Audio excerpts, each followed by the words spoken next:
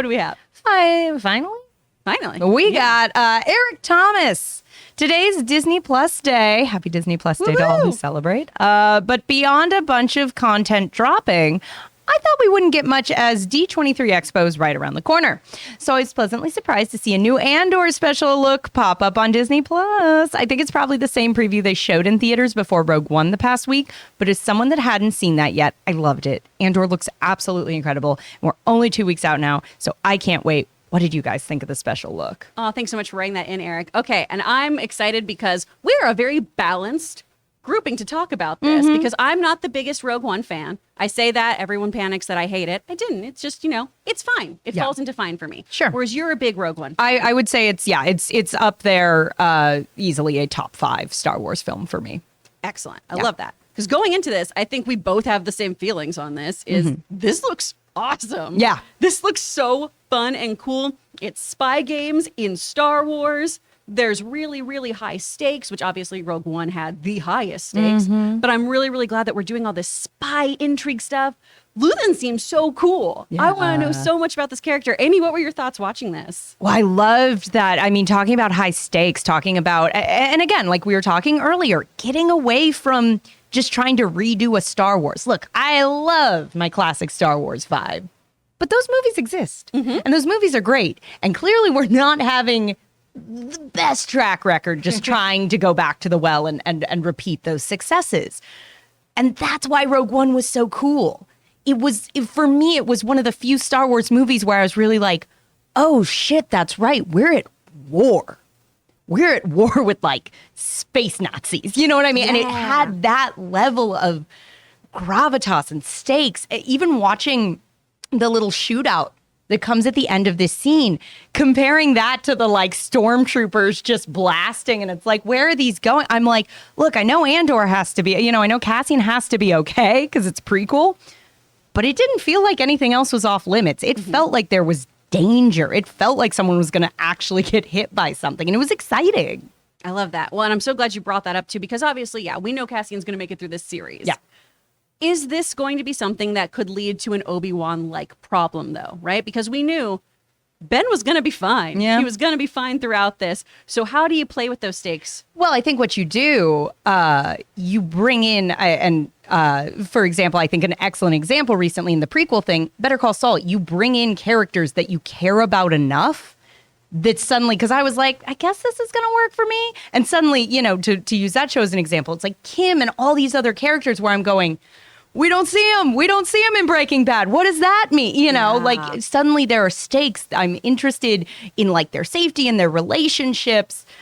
So I think that's what you do. You bring in all these secondary characters and you build out this world. So suddenly there's people where I'm going, I don't see them, or their name is referenced, but I don't know exactly what happened to them. So even if your protagonist is going to like make it through, you're also probably going to get a lot of damage along the way in various ways. Absolutely. I think it's all going to lead up to why you would accept a mission like the one Cassian takes.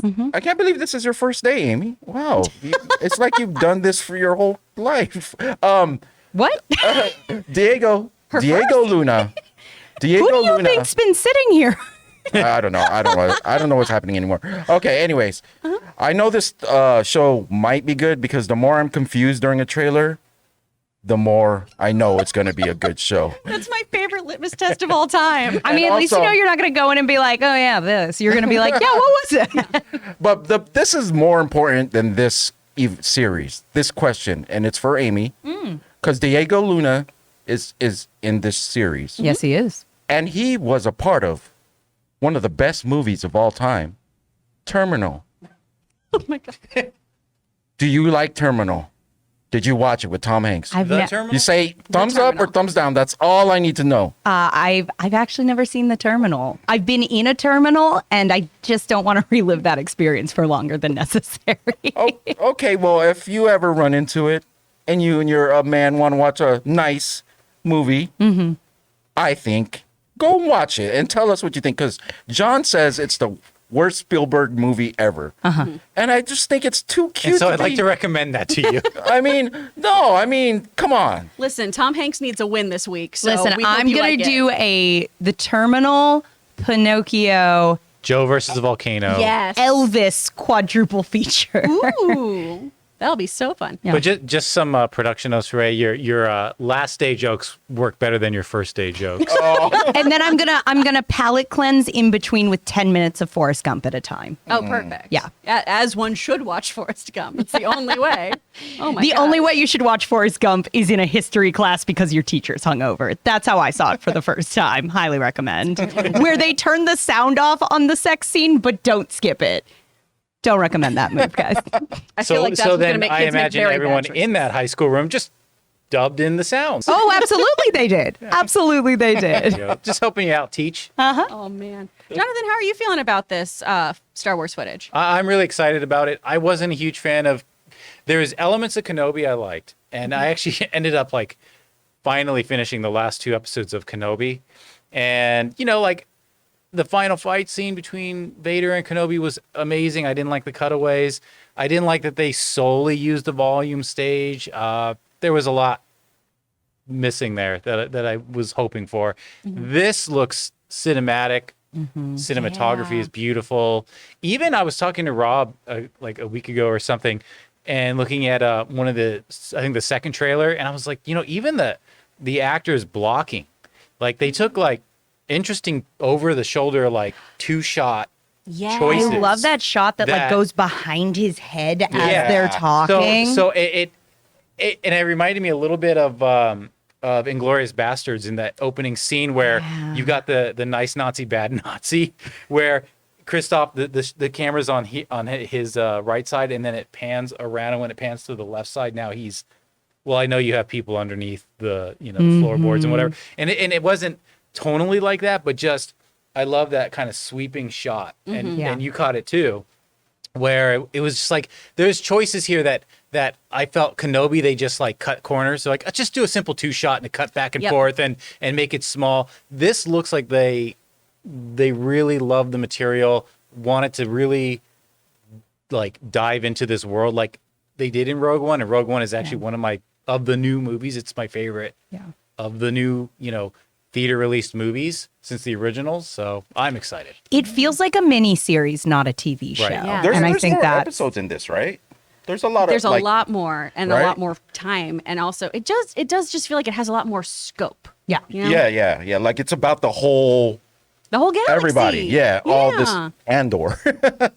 and how could you make the stakes any higher than including the entire galaxy? But the question is, y'all, what did you think of this Andor footage? Are you more excited about the show? Do you have any pause on it? Let us know your thoughts about the footage we've seen in the comments down below. Guys, we want to take a second and thank one of the sponsors of today's video, DraftKings. Now, guys, I am a huge sports fan, and football fans, the first Sunday of the NFL season is here, and DraftKings Sportsbook, an official sports betting partner of the NFL, is giving new customers a can't-miss offer to celebrate the return of the NFL season. Right now, new customers can bet just $5 and get $200 in free bets instantly. And as an added bonus for Week 1, everyone can experience the thrill of DraftKings early win promotion. It's simple. Bet on an NFL team to win, and if your team leads by 10 at any point during the game, you get paid instantly even if your team goes on to lose. So download the DraftKings Sportsbook app now and use the promo code